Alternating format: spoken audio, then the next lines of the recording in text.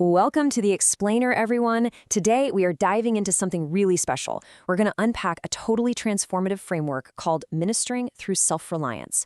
So if you've ever wondered, how to really help people move out of a full-blown crisis and into a place of genuine, sustainable capability, well, you are absolutely in the right place. We're going to break down exactly how this whole model works step by step so we can empower the people around us to not just barely survive, but to truly thrive. Okay, let's dive into this. Here's our roadmap for the Explainer today. First up, from survival to service. Then, coaching versus rescuing. After that, the 5-step plan. And finally, the power of weekly check-ins. All right, section 1, from survival to service. Let's look at the progression model. There is a quote that perfectly captures the core idea here. It says, "The purpose of welfare is not simply to relieve immediate suffering. It is to help individuals become self-reliant disciples of Jesus Christ." I mean, let that sink in for a second. True help goes way beyond just a quick temporary fix, right? Obviously, stabilizing an immediate crisis, like getting someone food or shelter, is absolutely crucial. But if we stop there, we're actually doing them a disservice. The real endgame is helping people develop their own stewardship and become fully self-reliant. Think about it like this. Dropping off a bag of groceries solves dinner tonight, which is great. But helping someone build a working budget and land a stable job, that literally changes their entire future. So let's look at how this builds into an actual path. There are 4 main stages in this progression model. It kind of helps to picture this as a journey someone might take over a few months or even a couple of years. First up is survival. This is pure crisis mode, just trying to make it to tomorrow. Then we move to sustaining. Here, there's a little bit of stability. Maybe living paycheck to paycheck, but it's still pretty fragile. Stage 3 is self-reliant. This is where we see long-term planning, paying down debt, and really just a growing sense of confidence. But the absolute best part of this model is stage 4, service ready.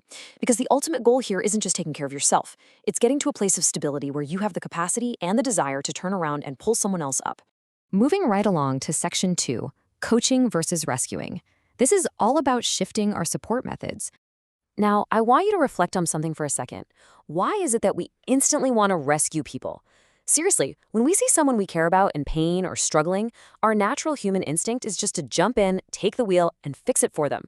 We just want the hurting to stop, and it feels like the loving thing to do. But while it might give a quick sigh of relief, it actually comes with a massive hidden cost. And the difference between rescuing and coaching brilliantly illustrates that exact cost. Just think about it. Rescuing creates dependency. It only solves the short-term symptoms, totally removes the person's agency, and honestly, it will rapidly exhaust you as a leader. Now contrast that with coaching. Coaching builds real capability. It fosters long-term growth, strengthens agency, and creates support that's actually sustainable. If you want to be an inspired leader, your main goal is to preserve dignity. And that means hanging up the superhero cape and grabbing a coach's whistle instead. It's not about swooping in to save the day. It's about standing on the sidelines, cheering them on as they win the game themselves. So, what does a good coach actually look like in real life? Well, it's super practical, but I'll tell you, it requires a ton of patience. Good coaches listen deeply. They're trying to figure out the root cause of the stress, not just reacting to the surface panic. They ask empowering questions too. Instead of just telling someone, do this, do that, they ask, what strengths do you already have? Or what's one realistic step we can take today? They encourage ownership, help clarify goals, connect people to the right resources, and this is huge, they follow up consistently. A truly great coach walks right beside a person, not in front of them, dragging them alone. All right, section 3, the 5-step plan. Let's look at this actionable coaching tool. Now, the official Self-Reliance Plan document, please do not look at this as just another piece of administrative paperwork to file away in a drawer. It's not. It is an incredibly structured coaching and ministering tool. It was specifically designed to help people take organized action while fiercely preserving their dignity and their ownership over their own lives. Basically, it takes absolute chaos and organizes it into a clear roadmap. The plan itself is elegantly simple. It breaks down into 5 clear steps. 1. Identify needs. 2. Assess income and expenses. 3. Discover resources. 4. Create a personal plan. And 5. Determine a work or service contribution. We're going to zoom in on each one of these because the psychology behind them is absolutely fascinating. Step one is identifying needs. Now, these could be immediate things like food and housing or longer term stuff like emotional care or finding a job. But the absolutely crucial thing to establish right off the bat as a coach is this: needs are not weaknesses. Sometimes people try to hide what they need because they're terrified of being judged or they just feel ashamed. By getting everything out on the table in a completely safe, zero judgment zone, you can actually see where support is needed and, more importantly, where some beautiful growth can start to happen. Okay, step two is where we look at the math of life: income and expenses. As a coach, you gently help the person list out all their income sources alongside all their expenses. We're talking everything from housing down to groceries. But here's a critical leadership reminder. The goal here is never, ever to shame or criticize or try to aggressively control what they spend money on. No way. The goal is simply to increase financial awareness and build good stewardship. Getting those stark, realistic numbers down on paper is literally the very first step toward changing them. And what's really brilliant about this plan is how it specifically carves out a section for expenses that can be reduced or eliminated. By visually separating real emergencies and basic survival needs from lifestyle choices like, dining out or spontaneous purchases, the path forward suddenly becomes incredibly clear. It bridges that gap between just treading water and actually building long-term self-reliance, because it shows the person exactly where they actually have the power to make immediate changes. Step 3 is discovering resources. When people are trapped in survival mode, they are usually so overwhelmed by the crisis that they get tunnel vision. They literally only see the problems right in front of their face. So an inspired coach helps them lift their eyes and find those hidden resources. A lot of times, the answers are already right there in personal skills, family networks, church networks, or community programs.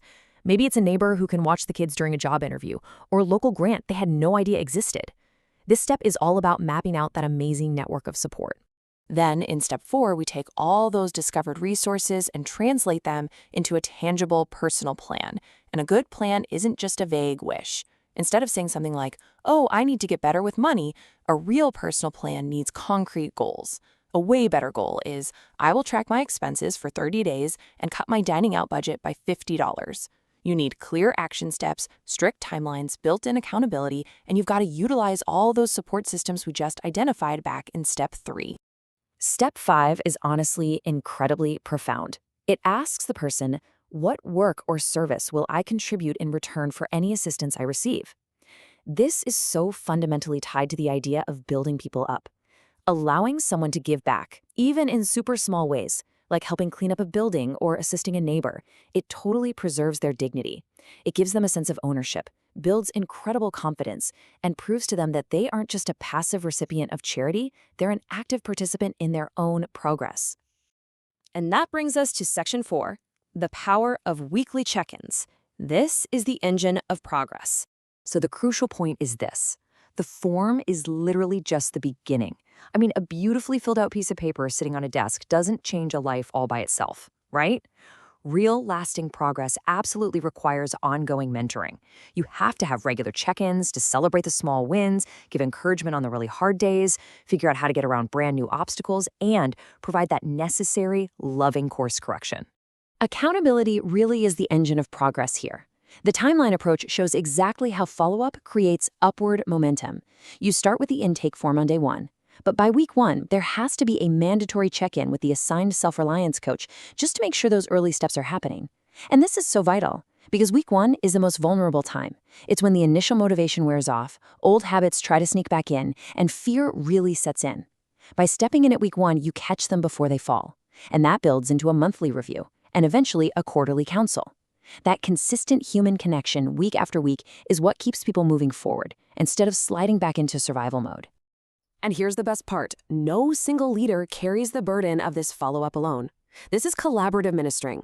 A bishop or Relief Society president might get the plan started, but the ongoing weekly coaching can and really should involve self-reliance specialists, ministering brothers and sisters, or mentors who know about employment or budgeting. It's a community effort, right? Everyone interconnecting, supporting each other, and lifting where they stand. I want to leave you with a final thought today. Look around your own circles.